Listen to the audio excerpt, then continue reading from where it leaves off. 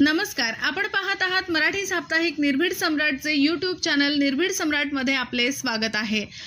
निर्भीड सम्राट न्यूज कांदिवली पश्चिम मध्ये भारतरत्न डॉक्टर बाबासाहेब आंबेडकर सर्वसाधारण रुग्णालयामध्ये माजी महापौर किशोरीताई पेडणेकर आपल्या सोबत आहेत. ताई, आजचा आपला जो दौरा होता काय विशेष आहे, विषय काय आणि काय सांगणार आहे? माझ्या बरोबर अंकित प्रभू आहे, साईनाथ दुर्गे, आमचा सचिन पाटील आहे, धर्मेंद्र काळे, असे सारिका झोरे. सगळ्या नगरसेवकांचं म्हणणं होतं की सिटी ईस्टर्न वेस्टर्न आणि आमचे धडाडीचे योगेश भोईर, त्याचाही मला आठवड्यात 3-3, 4-4 फोन की ताई इथे तुम्ही मागच्या वेळेला जसं कोविड काळात काम केलं, मधल्या 4 वर्षात आम्ही कोणीच नव्हतं. आता नवीन इमारती त्यावेळेला आमच्या वेळेला भूमिपूजन झालेली आहे आणि त्या इमारती कधी पूर्ण होतील? मग इमारतींमध्ये आपण नवीन नवीन काय आणलंय? कारण आता आपण जेव्हा डॉक्टर बाबासाहेब आंबेडकर या हॉस्पिटलमध्ये आलो तर 444 ऑलरेडी बेड आहेत आणि त्याच्यामध्ये आता 325 बेड वाढत आहेत. मग 325 बेड वाढत असताना काय काय फॅसिलिटी देतोय त्यात त्यांनी सांगितलं. आमच्या नगरसेवकांच्या सूचनेनुसार जर आम्ही बंकर या बिल्डिंग मध्ये खाली तयार करून काही डिपार्टमेंट चालवतोय तर त्या बंकरमध्ये प्रोटॉन थेरपी सारखं, म्हणजे कॅन्सरचं डिपार्टमेंट आपण कॅन्सर सारखं हे इथे करतोय, तिथे थेरपी वगैरे देणं, तर प्रोटॉन थेरपी का दिली जात नाही किंवा दिली पाहिजे ते पण प्रस्ताव म्हटलं आणा. आपण राज्याचे आरोग्य मंत्री आहे त्यांच्याकडे मीटिंग लावू. त्यामुळे ह्या मुंबईकरांसाठी ज्या ज्या गोष्टी चांगलं करणं आहे त्या गोष्टी प्रशासनाबरोबर कम्युनिकेशन करून आमच्या ज्या आयुक्त आहेत आणि ह्याच्यावरती जे एएमसी आहेत त्यांच्याकडे डीएमसी बरोबर मीटिंग लावून, कारण डीएमसी आमचे येतात नाही, म्हणजे त्यांची ही जबाबदारी आहे की नाही आता प्रश्न पडलाय मला. मग आता एएमसी आणि एएमसीकडे जाऊ, म्हणजे प्रत्येकाच्या एका ह्याच्यावरती त्यांना नेमलेलं आहे, तसं आपण करतो. ताई, या डॉक्टर बाबासाहेब आंबेडकर सर्वसाधारण रुग्णालय जे आहे या रुग्णालयामध्ये मुंबईसह आसपासचे जे जिल्हे आहेत त्या जिल्ह्यामधून या ठिकाणी रुग्ण येतात, परंतु या ठिकाणी आल्यानंतर बऱ्याचशा समस्याला त्यांना तोंड द्यावं लागते. इथल्या ज्या चाचण्या आहेत त्या चाचण्या करण्यासाठी त्यांना 2-2, 3-3 महिन्याचे वेळ दिला जातो आणि त्याच दरम्यान त्यांचा मृत्यू देखील होतो. या संदर्भामध्ये काय सांगणार? ह्या चाचण्या आणि जो वेळ आहे या कमी करण्यासाठी काय प्रयत्न?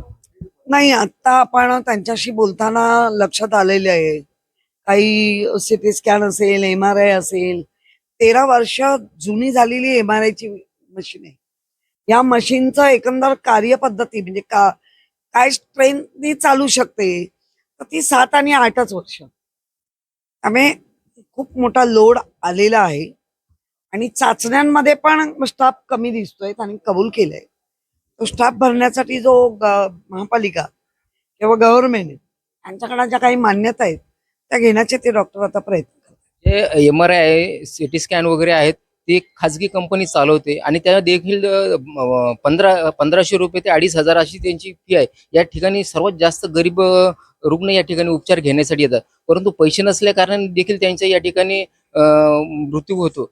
आणि कुठेतरी याच्यामध्ये रुग्ण जी आरोग्य सेवा आहे ही आरोग्य सेवा कुचकामी ठरते. काय सांगणार? नाही, आरोग्य सेवा कुचकामी नाही ठरत, कमी पडते एवढं नक्की. फक्त आता त्यांचं ज्या पद्धतीने तारखा दिल्या जातात, जर MRI ची मशीनच खराब असेल तर त्यांनी एक चांगलं सांगितलं की महानगरपालिकेच्या रेटमध्येच आम्ही बाहेर देतो. जर आपण बाहेर MRI काढायचा झाला तर 5,000च्या वर ते 10-15 हजार आहे. इथे आपण एक 1200 ते 2,500 असा MRI चा रेट आहे आणि तोच रेट महापालिका पे करते आणि त्यांना करून आणायला लावते. आम्ही आहेत, त्रुटी नक्की आहेत, त्यात सुधारण्यासाठी आज आम्ही व्हिजिट करतोय.